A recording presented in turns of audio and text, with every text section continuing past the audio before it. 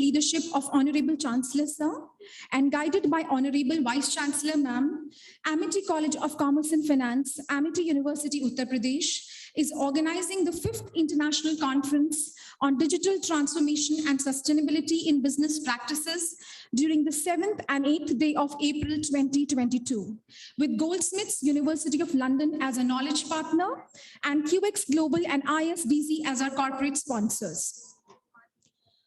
On behalf of all the team members at Amity College of Commerce and Finance, Amity University, Uttar Pradesh, I welcome all the esteemed dignitaries on and off the dais. Dr. Sujata Khandai Ma'am, Deputy Dean Academics, Director, Amity College of Commerce and Finance and Amity School of Business. The Chief Guest, Mr. Sagar Ahuja, CEO, QX Global Group. The Guest of Honor, Mr. Prabhanshu Mittal, Head of North and East India, ACCA India. The Guest of Honor, Mr. Deepak Bagla, Managing Director and CEO in West India. The keynote speaker, Dr. Ivan Zupik, Faculty, Goldsmiths University of London, UK. Ms. Naina VG, Head of Education Partner Relationships, India, ACCA. I also welcome all the delegates and participants from industry, academia, the faculty members, scholars, and the students. I would now request the chairperson of the conference, Professor Dr. Sujata Khandai Ma'am, to please welcome Mr. Sagar Ahuja, CEO, QX Global Group, with a memento. I request ma'am and sir to please come forward, to please, I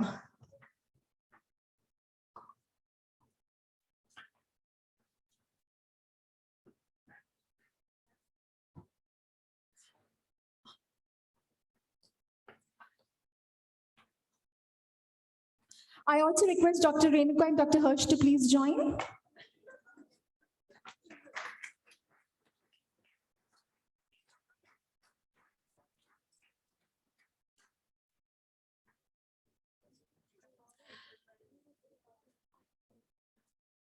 Thank you, ma'am and sir. I would now request ma'am to please present the memento to the guest of honor, Mr. Prabhanshu Mittal, Head of North and East India, ACCA.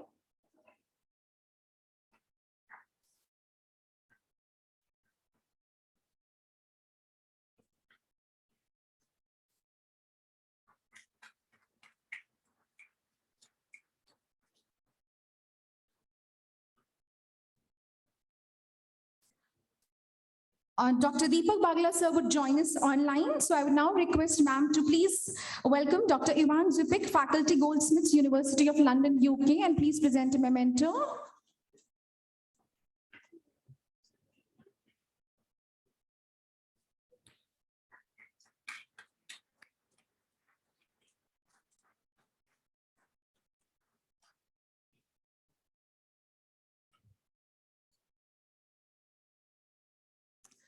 Thank you, everyone. Thank you, ma'am.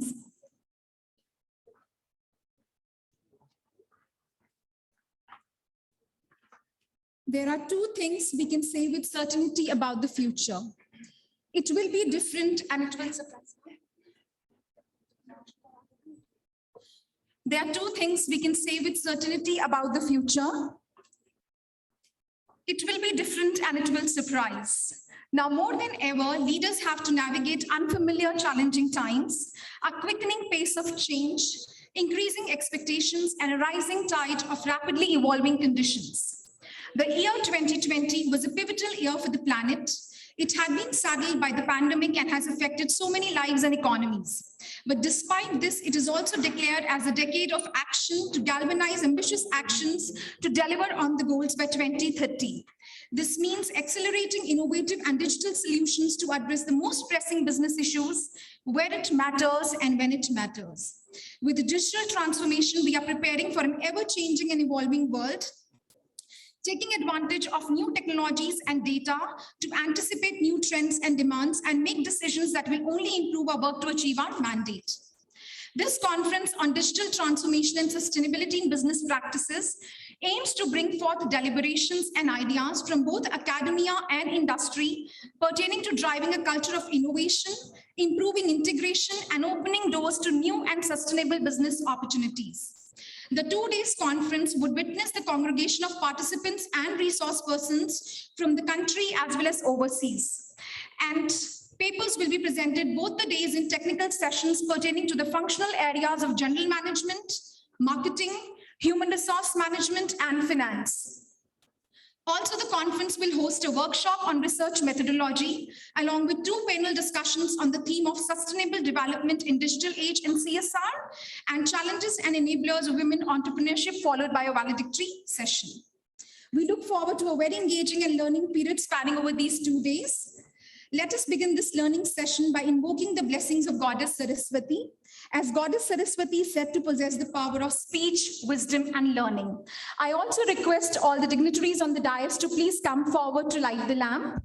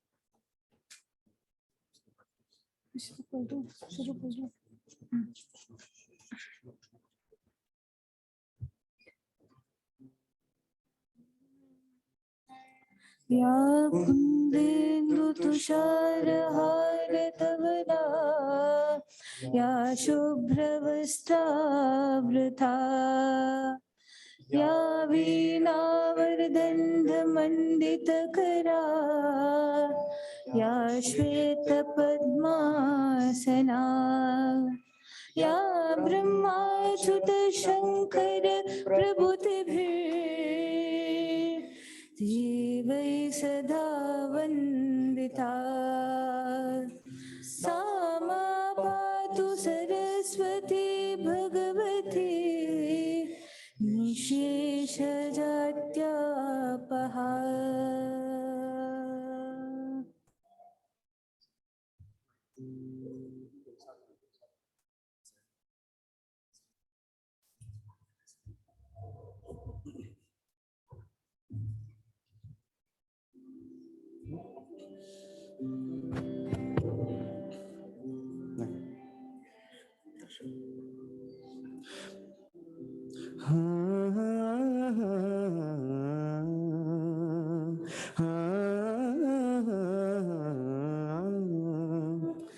माँ सरस्वती शारदे, माँ सरस्वती शारदे, पूर्णस अज्ञानुधति से, पूर्णस अज्ञानुधति से वीणा पानी शारदे शारदे शारदे, माँ सरस्वती शारदे, माँ सरस्वती शारदे।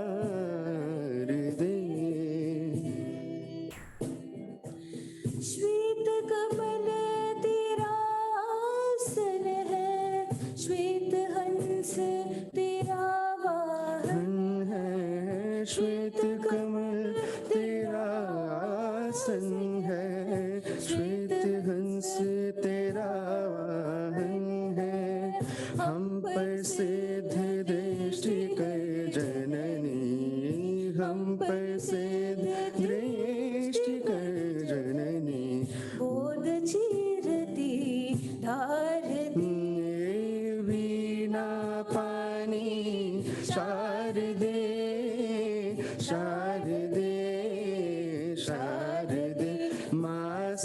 सरस्वती शारदे माँ सरस्वती शारदे माँ सरस्वती शारदे।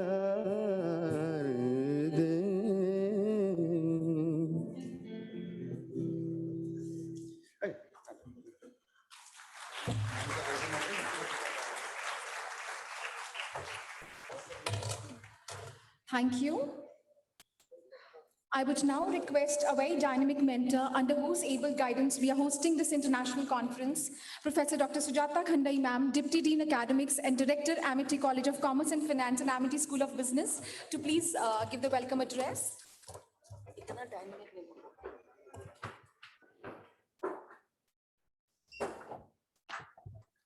Good morning, everybody.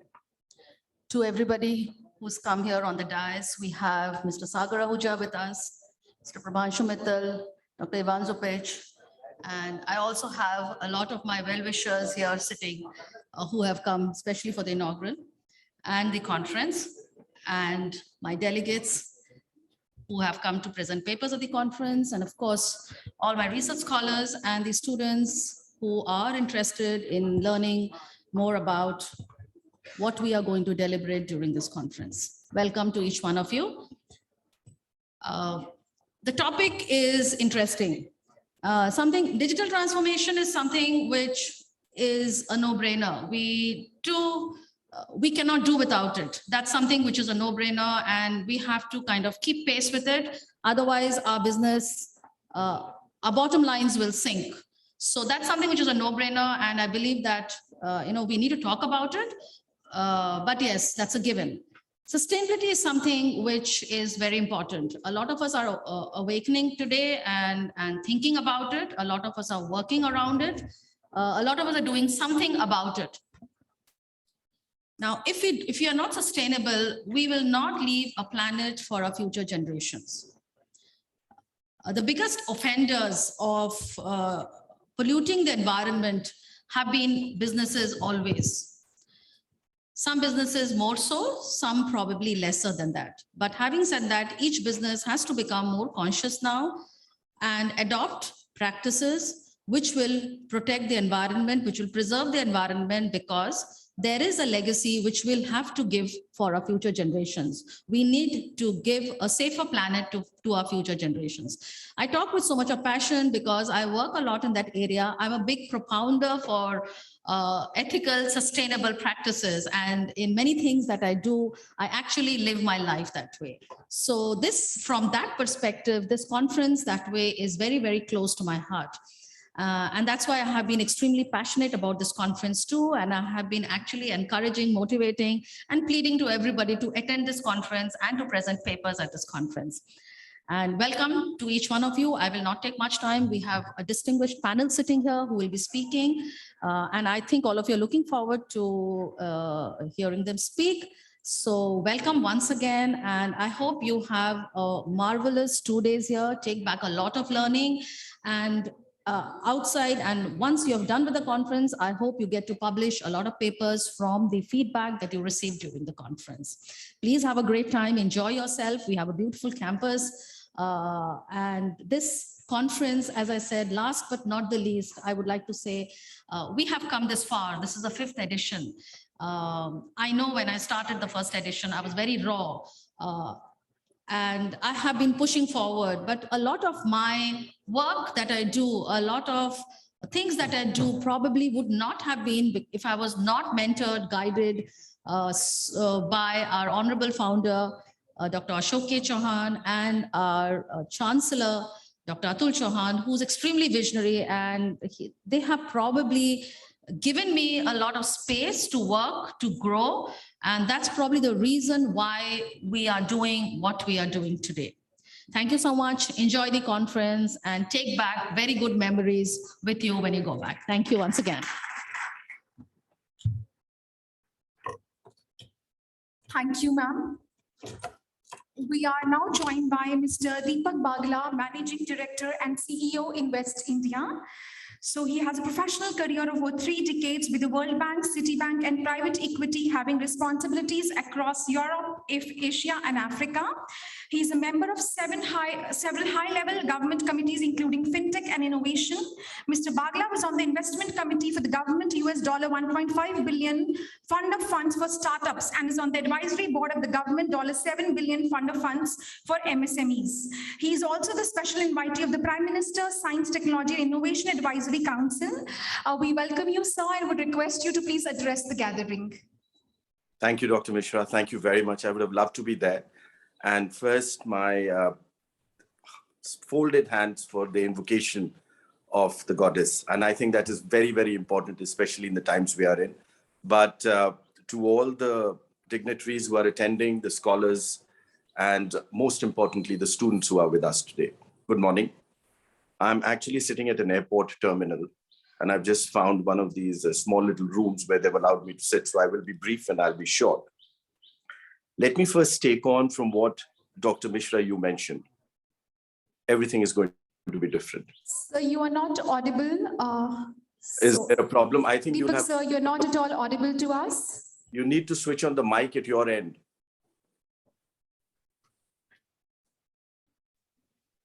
Can you switch on the mic at your end? Can you hear me? I'm speak. Can you hear me? Deepak, sir, if you can hear us, you're not audible. If you could just also increase the volume of your system. Then My okay. Okay. I'm okay. My volume increase nahi hoga. You will have to do it at your end. Yes, sir. Yes, sir. You are audible, sir, clearly. Yes, it's at your end.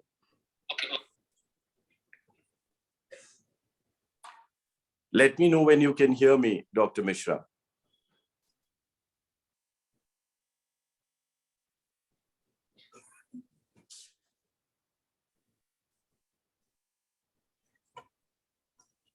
I just have a message from Mr. Bhatt that they can hear me. I don't know if you guys can hear me. Yes, sir. Yes, sir. Clearly audible, sir. You are. Is that okay? Yes, sir. I think there's a problem in the auditorium. Maybe Yes, they sir. haven't Yes, got sir. the. We are checking, sir. Thank you.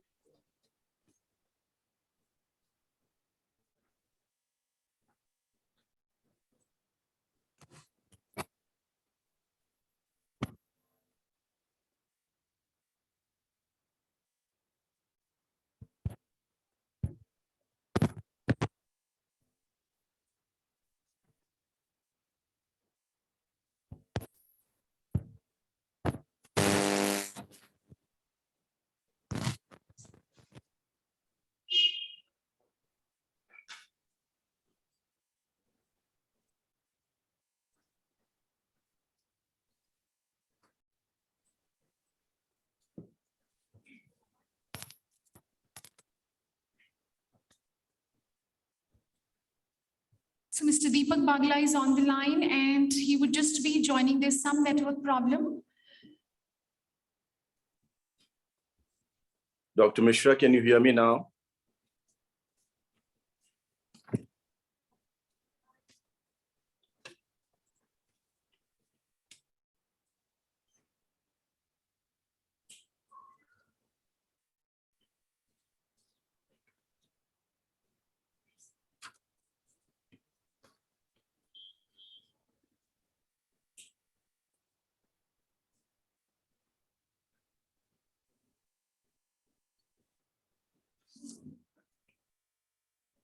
Yes, Harsh. Or should we just avoid it? सब लोग wait कर रहे हैं. छोड़ दो, बाद में अगली बारी कर लेंगे. You can always say he'll come back later. ये कह दो ना. नहीं, I have to leave now in any case. तो तुम ये बोल देना कि he'll join later और उसके बाद let it be. Don't worry. We'll pick it up next time. Okay. I have to leave now. मुझे निकलना है. ऐसे में there's a meeting with the CM here. All right. Okay. Thanks. Bye.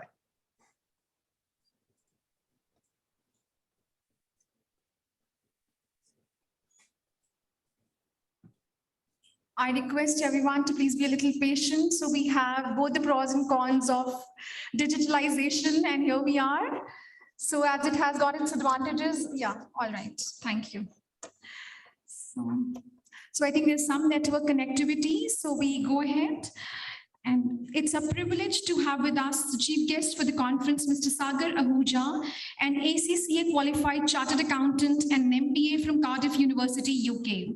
He has over 16 years of leadership experience in finance and accounts outsourcing, an accounting outsourcing evangelist. His views and opinions have been covered in reputed international magazines and publications for accountants.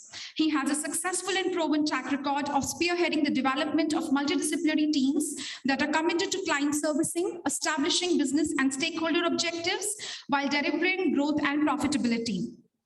Over the years, he has worked very closely with the partners and directors of large, medium, and small accounting firms while establishing their business processes successfully. He's a board member at QX. He's a board member and leads QX accounting services efforts to grow its presence across target geographies with a robust, reputable, and sustainable business footprint while establishing QX AS as the go-to accounting outsourcing services provider for the clients. I would request you to please address the gathering, Mr. Ahuja. Thank you very much.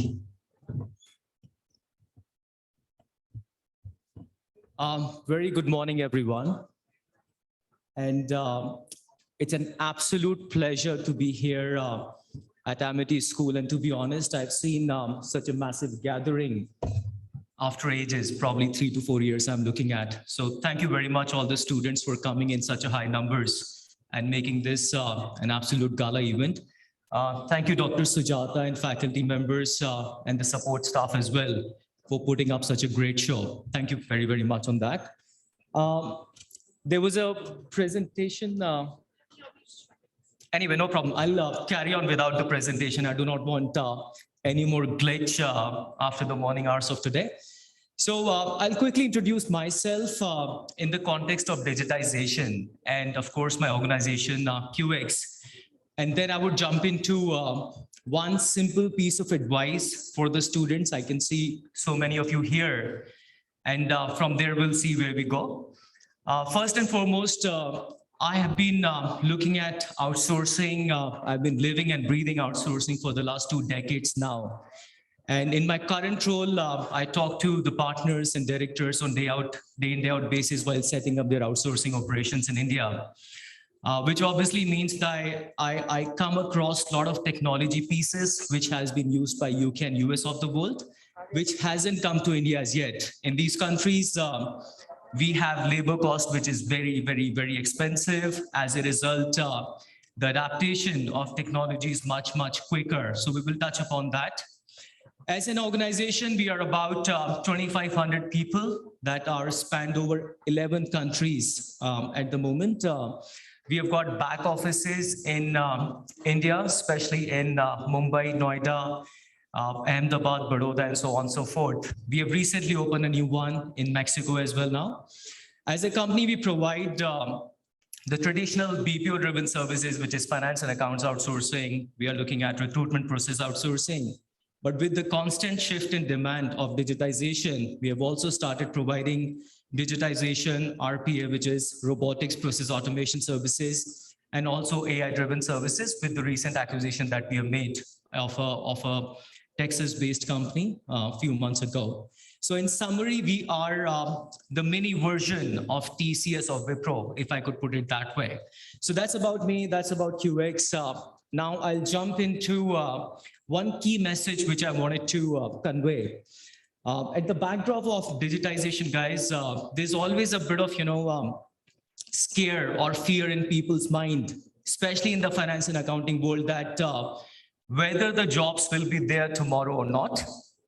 The scare is also about that robots are coming and they will eat away the jobs.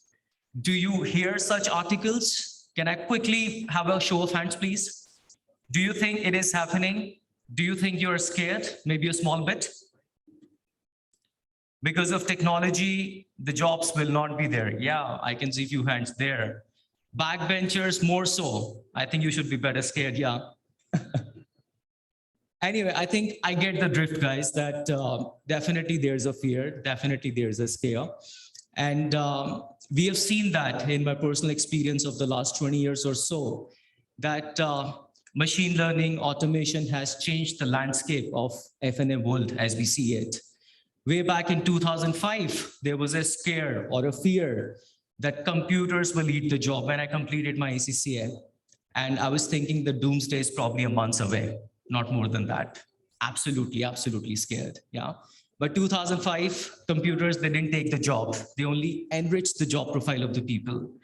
2010 to 15, we had advent of cloud computing. We had advent of OCR technologies, which were taking away the low skilled jobs of accounts payable, accounts receivable, or bookkeeping, as you call it. Everything in UK and US, for example, in 2010 and 15, on the low skilled side was taken away. The jobs were out, of course. 2020, we have AI taking the front seat. Everyone is talking about that. But if you see in my whole career from 2005 to 20, that fear was always there. But people who embrace change, people who embrace technology, they were still able to make through. So the key message which I'm trying to convey here, the technology is there to assist us, it will, but you've got to be agile enough to be able to change with the times. If you are dogmatic, if you have that approach that it's my way or highway, that will not work, my friend. We have got to change. That is the only constant which we have. So with that, there's one more example which I wanted to give to you. I was going through a very interesting research from McKinsey. It talks about future of work. I'm not sure if you got a chance to see it, but I definitely recommend that you must go through it. In that research, in that article, what they're talking about is by 2030, 35, the problem is not whether the jobs will be there or not. The problem is that whether the skills that you're gaining today will be relevant for tomorrow jobs or not. Which means we all have to upskill ourselves on continuous basis. We all have to become student for life. Now you are student, I get that, but all of us in the companies and the corporates where we are working, we've got to continue to learn. The key message is student for life. So everybody's on the same boat. The human touch will not go out. At the moment, there are technology pieces available, the AI-driven technologies which can read the X-rays much better than a doctor. That is the reality. But it doesn't mean that we do not need radiologists to read the X-rays and give us the sense of direction what the treatment should be. So similarly, in the finance and accounting world, you've got to understand softwares will do 70–80% of the job. But the sense of direction that you've got to give to the companies has to come from you. The sense of what's going to happen behind the numbers, the storytelling has to come from you. End of the day, the world is changing. We've got to change along with, but you've got to improvise and of course, focus on the skills which will be relevant for tomorrow. With that, I'm going to wrap it up. Thank you very much, guys.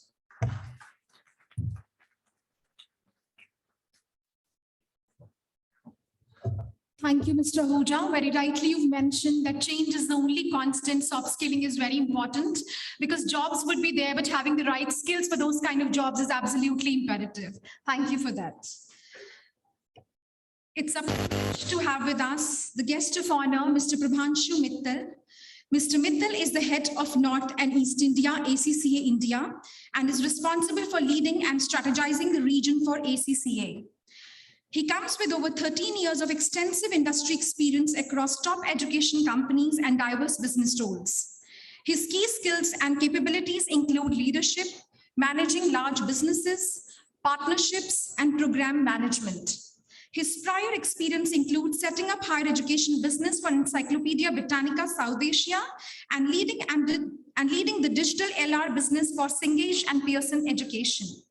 Mr. Mittal is passionate about bringing value in Indian society through enriching the quality of education in country and amalgamating the same with technology and latest and futuristic trends. I welcome you and request you to please address the gathering. Thank you. Good morning, everyone. So I must admit that I'm actually standing in front of such a large crowd after almost 2 years, in fact, more than 2 years from now, because last time when I actually addressed, it was in the March 2020. Now we are in April 2022. So that's how actually the world has changed over the period of last 2 years. We talk a lot about COVID-19. We talk about a lot about the impacts of the COVID-19 on the businesses today. And while we are talking about those, I think the theme of this conference is very relevant, which is digital transformation and sustainability in the business practices today. I think first of all, what we have to understand that what COVID-19 has changed in the last 2 years. Our pedagogy, our teaching methodologies have changed. The way we operate the businesses have changed. The way we order food has changed. The way we make the payments have changed. Everything has been impacted by technology somewhere. The second piece is the sustainability. Now, why sustainability is important? Because it improves the quality of life. It helps to protect the environment, and it helps you to leave something for the future generation in terms of the resources and in terms of the life which they'll be living. Can both of these be connected together? That's what ACC has actually been doing for the last 2 years. And in fact, last several years. ACCA stands for Association of Chartered Certified Accountants. It's a global body for professional accountants incorporated in 1904, with the students and members present across the globe in 181 countries and close to 1 million member in the student community, which is spread all across. What ACCA has been doing for the last several years, 116 years young organization, that's what we call it, because we have always been looking at what Sagar has mentioned about is the skills for tomorrow. First thing, what we have done is that we have incorporated technology into our syllabus. Like the papers in business and technology, which was earlier known accounting and business, has been converted. And there are more theories, concepts, etc. has been incorporated like AI, machine learning, RPA in the accounting domain, and how the businesses can be impacted through that is something what we have done. The second thing, for the last 2 years, we were planning to roll out the remotely invigilated examination in 2025. When COVID hit, institutions were closed, the exam centers were not operating in the many parts of the world. We have rolled out remotely invigilated exams. That means the students can appear the exams from their home. It was a difficult task for us, not because of the incorporation of technology, but also because we had to make sure the integrity and the ethics of the exam is ensured. And that's something which we have been able to do very successfully. All the examinations are conducted on the computer-based systems. So not all, and those are not typically the multiple choice questions, but in fact, the examinations responses can also be submitted through limited functionality, Excel, Notepad, so on and so forth. So all that technology has already been incorporated by ACCA quite a few times back. Now, we have also engaged with the stakeholders through leveraging technology in the last few years. We have acted as a super connector, and that's why I can say that we have not only leveraged the technology over the period of few years, but also we have created a sustainable environment. What we are aiming for in the future to become a carbon net zero company by 2025, while there is a report on McKinsey, and that's the latest one in 2022, that covers the detailed outlook at economic and social carbon emission that the world is actually trying to become by 2050 rather. So that's something which ACCA has done. And yes, the most important part, in spite of all these changes, we still grew and grew significantly. So once again, thank you to the organizers. Thanks, Dr. Khandai, for having this great show put on. And thank you everyone for listening to me. Have a nice conference.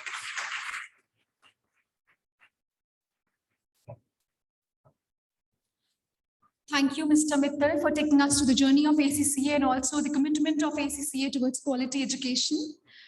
Mr. Mittal is also accompanied by Ms. Naina Viji, the Head of Education Partner Relationships India, ACCA. Ms. Naina is responsible for driving sustainable growth by building network of credible and ambitious learning providers, having capacity and capability to support ACCA growth. She leads the strategic objectives and initiatives set in place globally and nationally. Thank you for being with us today.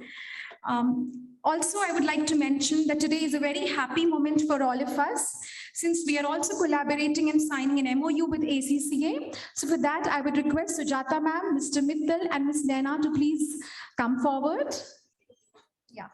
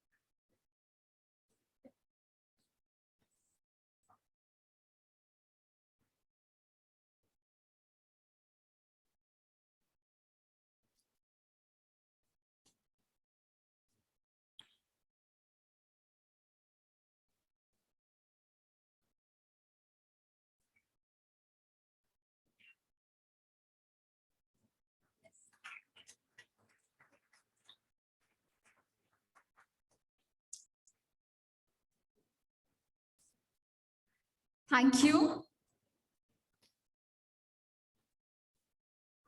We would now have the keynote address by Dr. Ivan Zupik, Faculty, Goldsmiths, University of London, UK. Dr. Ivan Zupik is Faculty in Entrepreneurship at the Institute of Management Studies, Goldsmiths, University of London, UK. He completed his PhD in Management and Organization at Faculty of Economics and Business at Slovenia. His research interests include digital strategy and innovation, technology, entrepreneurship, high growth firms, entrepreneurial ecosystems, and research methods. His research has been published in peer-reviewed journals such as Organizational Research Methods, European Management Journal, and Management Decision. Before foraying into academia, he worked as a consultant in the IT industry and as a journalist in media. We welcome you, sir, and request you to please deliver the keynote address.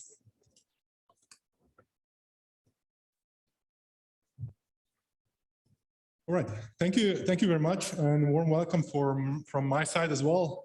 As Gita said, I'm Ivan Župić. I'm a lecturer in entrepreneurship and head of international partnerships at the Institute of Management Studies at the Goldsmiths, University of London. And my plan for today is talk about three trends. These are not the only trends that exist today, but I think are very important for understanding where the challenges lie in our contemporary society. The first one is the over-promise of artificial intelligence. The second is we live in the era of platforms. And the third one are the challenges of technological decoupling. So let's take a look. So artificial intelligence, if you remember a couple of years back, maybe 6-7 years, we were all talking about self-driving cars, right? So self-driving cars were supposed to come in maybe 2, maybe 3 years, and now there's several years from that predictions, and we're still not having it. Right. So then we had prediction of flying cars, right? So we wanted flying cars, but that Peter Thiel says we got 140 characters in Twitter, for example. And we were promised delivery drones, and we're still having hordes of delivery drivers and delivery vans that are actually delivering the packages all over the world. Yeah. So I think part of it is the crucial misunderstanding what AI actually is. And a lot of people actually think about AI as a kind of a thinking robots, kind of a Terminator thing that are intelligent, that are working, and so on. But actually, and those of you who are in the field surely know, it is more helpful to think about AI as a bunch of statistical algorithms. So I like to think about it as a statistics on steroids, right? So, and these algorithms are helping you achieve many things. They can do many things very well, but they're not really smart. They cannot really think. right? So they can maybe beat Go in some of games like Google DeepMind did a couple of years ago, but there's this whole host of things that they actually cannot do. So what they can do well, they can recognize patterns, right? They can perform human tasks much faster, and especially those that are easily codable and can be easily automated. Right, we can think about AI as a tool that will actually increase productivity of human workers, but will not actually replace it. Right? We had a bunch of advances in translation, for example, and the translation algorithms are working much better for the last couple of years, as you must surely notice. And these are just a couple of things that AI is good at, right? And come to think of it, most of the advances are not actually advances in AI itself. These are mostly algorithms that are old a decade or 2 decades or even more. There have been some evolutionary advancement in these algorithms, but most of the advancement has come from increasing amounts of data and much better, much faster computers. Right? So we can very well do on, for example, recognizing cat pictures on the internet, but there's still a whole host of things that AI cannot do, right? AI cannot think like an 8-year-old, right? Cannot really use common sense, cannot really exercise judgment, right? And cannot really make decisions in unpredictable circumstances. Right? So all of these things you need, for example, if you really want self-driving cars. So even today's technology maybe can make cars drive on this kind of road, but can you imagine a self-driving car in a Delhi traffic? That is much more difficult, right? So we'll see a whole host of technologies that will come into cars that will help humans drive. Maybe on some limited sections of the road, they will be successful, but we will not see all-encompassing taxi services like, I don't know, Elon Musk was predicting, or Uber was wanted to develop many times soon. Right? So one thing we can ask is AI winter coming? Right, so AI winter is called, we have several periods of much excitement about AI in the history, right? In the 70s, in the 80s, in the 90s, and all of this exuberance were followed by the reducing investment into AI, right? So what we can think of is that where is AI actually on the Gartner hype cycle? Right. So I think we're a little bit past of the total hype, and now we're seeing this kind of technology just reaching the plateau of productivity and getting incorporated into various tasks. Right. I can think that we can think of AI as, let's say, can address three types of problems. One type of problem is, let's say, easy problem that managers can solve on their intuition. So this is where we don't need AI. Then there's another class of problems where we have much uncertainty that are too difficult. So AI, who is recognizing patterns, cannot do well, right? So there's just too much uncertainty, and you cannot predict all of the things. And then there's the sweet spot, right? There are problems where that are too difficult for humans, but AI can do well, right? And researchers are working, and I know many of you are working on this kind of problems that can collaborate between management researchers and computer science researchers, right? So we will see a host of technologies that will actually augment and improve human productivity. Then we can say that we live in the era of digital platforms. So we can think of platforms. This is basically everything we use. Uber is a platform. Amazon is a platform. Google is a platform. Nintendo game consoles are platforms. There's a number of services that are actually platforms that connect to different sites. Right. So, for example, Airbnb is connecting hosts and guests. Right?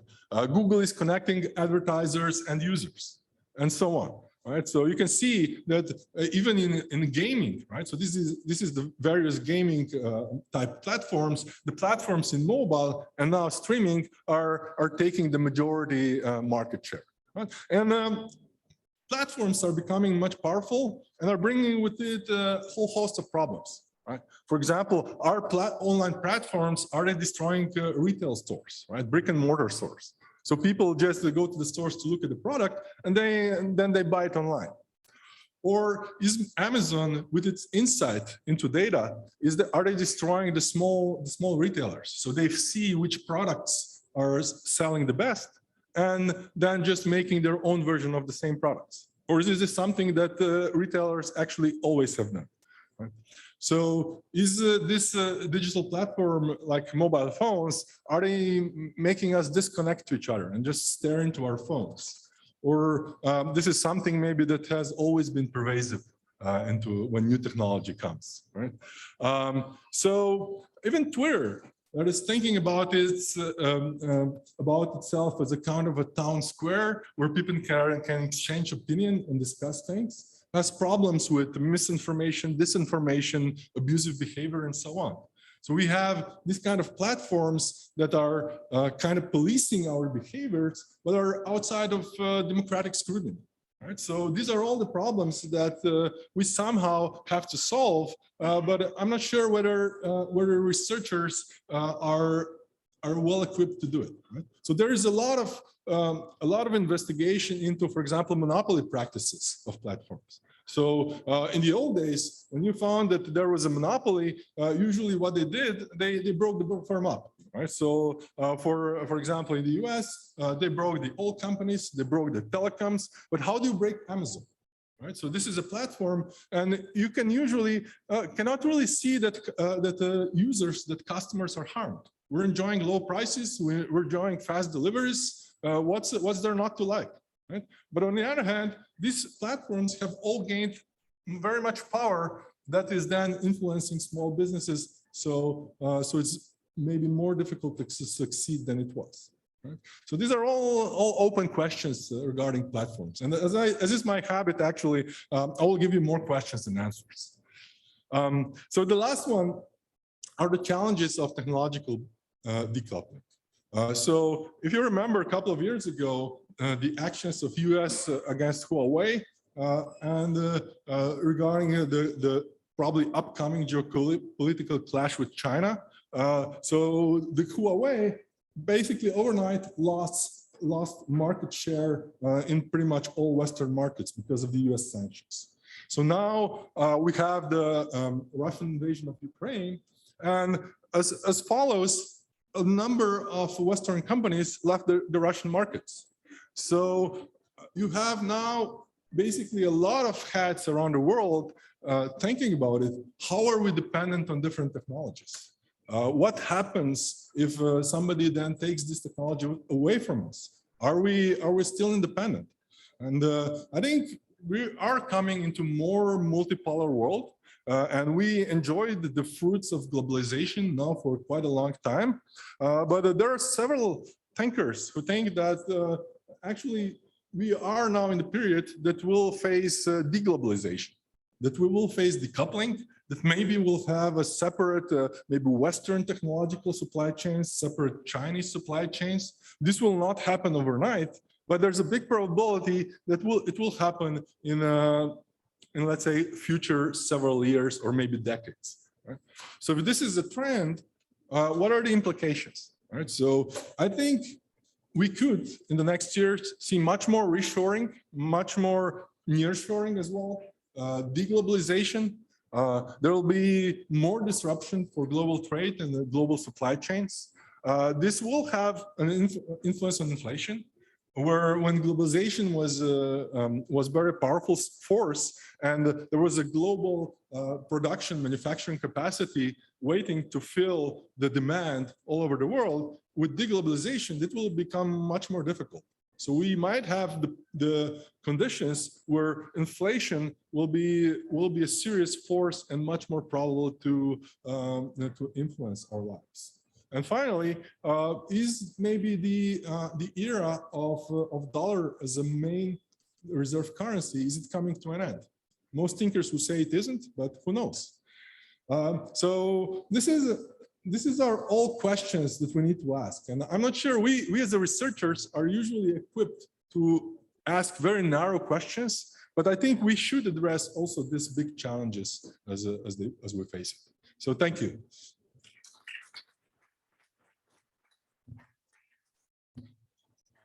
Thank you, Dr. Ivan Zupik, for your words of wisdom. And now this is an opportune moment for something to end it on a high. So I would just like to mention that we have been working on a book on financial frauds and what learnings could be drawn to the stakeholders. So I, Dr. Harsh Kumar, along with Dr. Renuka Bakshi, we have been working on that effort. It has always been our cherished dream to have an ethical world in finance and accounting. So this book is an effort in that direction. It's a compendium of 16 most famous financial frauds globally, which have been compiled in a book form. And I hope it will be useful to all the students in having special learnings when you go out in the job market, because we have always been pained by these scams, like whether it's a Punjab PMC bank fraud or Nirav Modi or whatever cases that we're having. Ultimately, it's all blamed on the system. Systemic failure is there, but there are certain learnings which, as a stakeholder, whether you are a consumer or on the other side of the table, you are on the management side, you can draw some lessons from these case studies. So may I ask the distinguished members to please come on the front and have this book launch for us. May I ask Mr. Sagar Ahuja, please, Mr. Ramanshu Mittal and Dr. Ivan Zupik to come in front, Dr. Renuka Bakshi and Dr. Sujata Kandai. She has always been a constant motivator for us to do something more from our academic curricula. So this is an effort in that direction. So students, please raise your hand. Thank you.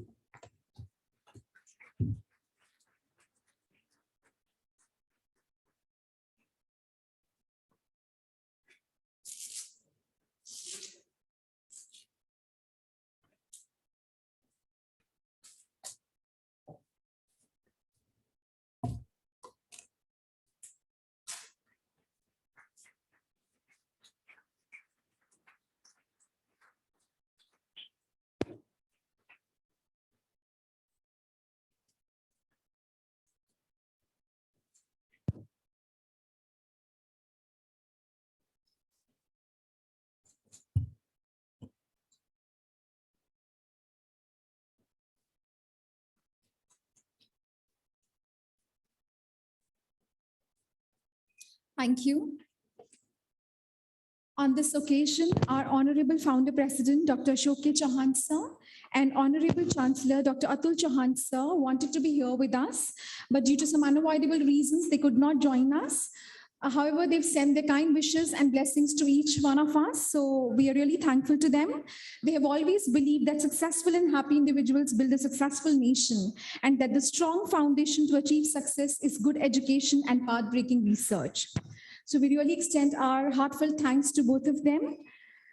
I would now request Dr. Harsh Kumar, Associate Professor, Amity College of Commerce and Finance, and the convener of this conference to please extend a vote of thanks.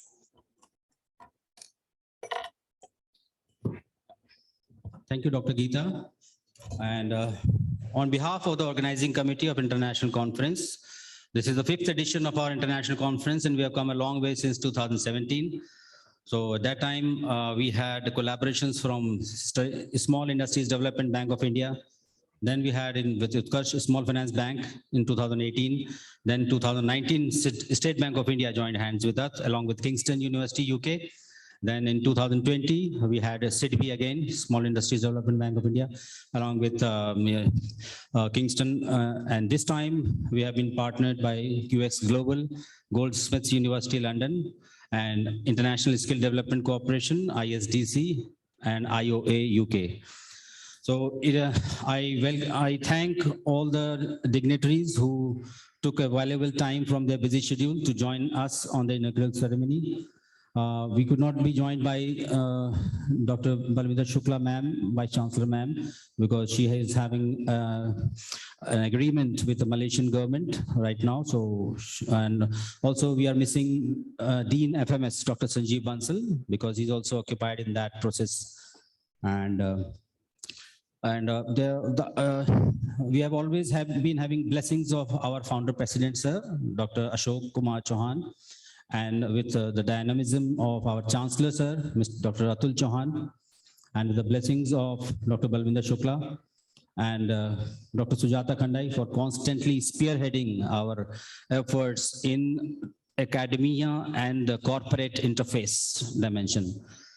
So with that word, I want to thank Dr. Renuka Bakshi, Dr. Punita Goyal, Dr. Jaya Mamta Prasad, Dr. Miklesh Prasad Yadav, and all the core members, and also as to myself, and for technical support, and also, last but not the least, Dr. Geeta Mishra. She has always been eloquent contributor in our international conference proceedings.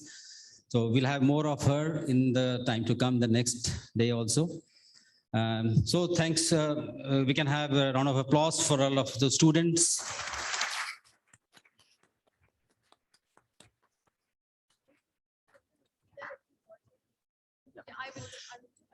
Okay. Okay.